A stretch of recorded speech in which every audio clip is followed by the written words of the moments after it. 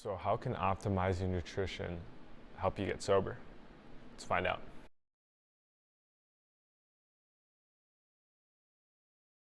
Yo, what's up guys? Welcome back to another episode here at Sobriety University.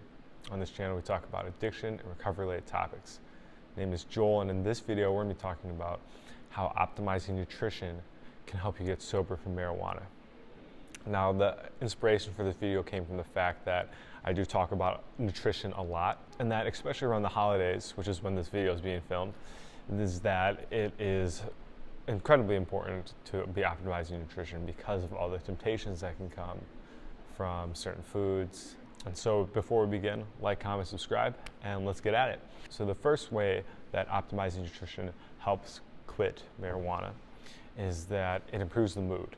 Now, for any of you going through the withdrawal periods from marijuana, and I know a few of you are, you know how painful it can be emotionally, physically, and mentally. And so having something that can help kind of lift our spirits is going to be super key in being able to stay motivated to get through that first 30, 60 days. The first thing I did when I was quitting marijuana was starting to eat a lot better. So I used to eat like shit. I ate McDonald's, Burger King, Subway, basically 24/7. I never cooked besides like once every couple weeks in the morning. And yeah, because of it, my mood really suffered. Because of that, I wanted to feel better. So because of that, and because I had no idea that food and mood were linked, what would I do? I would smoke weed. And so you can see there's like a little cycle going on. And essentially what I had to start doing was breaking that cycle.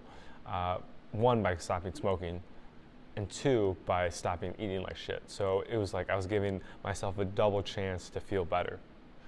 And I did start to feel better for sure.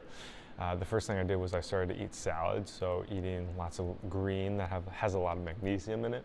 Magnesium is a natural calming agent and can be found in all kinds of leafy greens. Because I was not smoking weed anymore and I needed some way to be calm, this is where the leafy greens came into play, and I started to feel more calm on a day-to-day basis.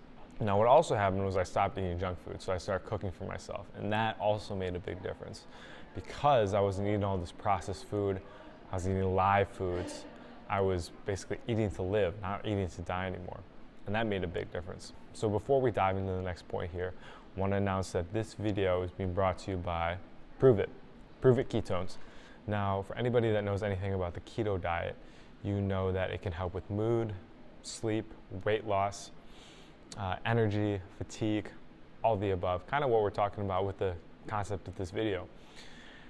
And the thing about going keto, though, is that it can be very difficult and you have to go through the keto flu. So that's what I did. I did keto naturally, and it was quite painful. So with ketones, basically, it's a way to get into the ketosis state, get all the benefits without having to go through that essentially withdrawal period. A lot of guys like Jay Shetty, a lot of athletes that do mixed martial arts, and I think it was like 60% of the athletes in the Tour de France this year were all using ketones. So it's definitely something I recommend to try out. You can sign up with the link down below, and if you don't like them, you can return them and cancel it. There's a ton of great flavors, and there's caffeinated and non-caffeinated. I use the caffeine-free personally, and they taste amazing.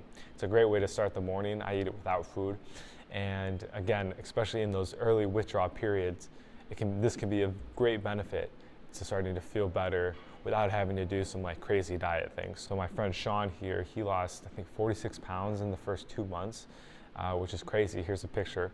And yeah, he is a big advocate of this. I really recommend trying him out.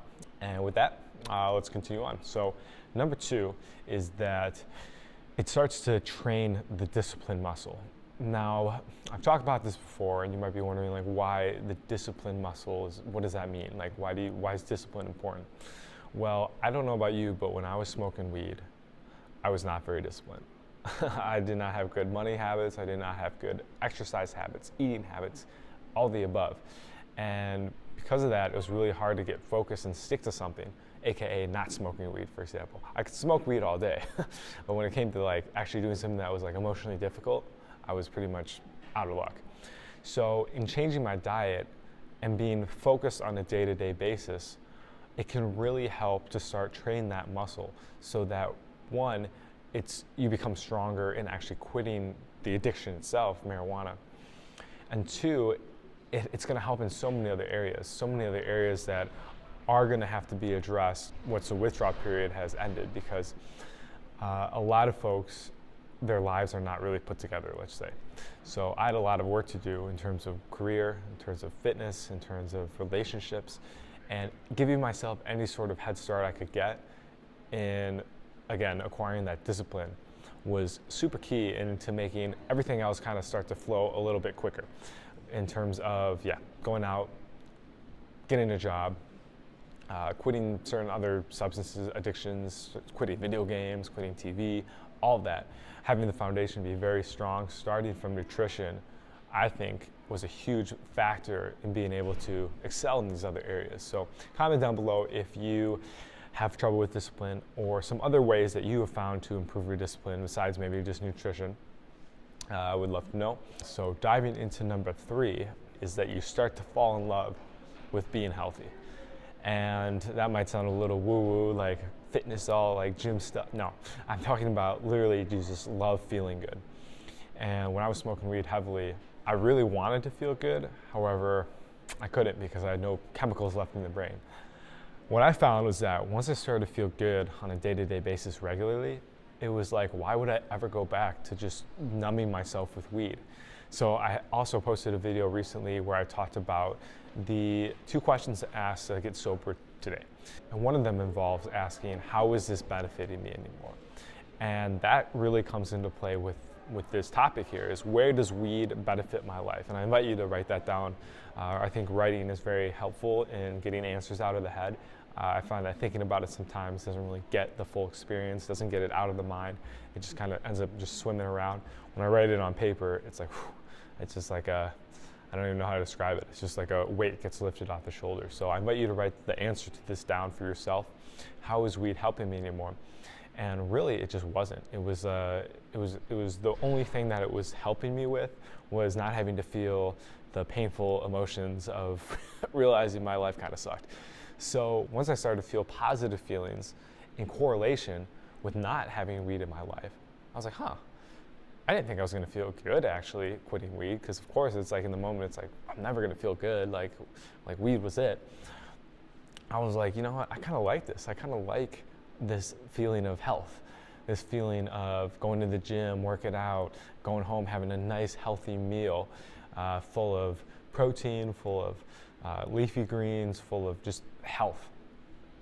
And I love just waking up the next morning feeling refreshed, feeling energized.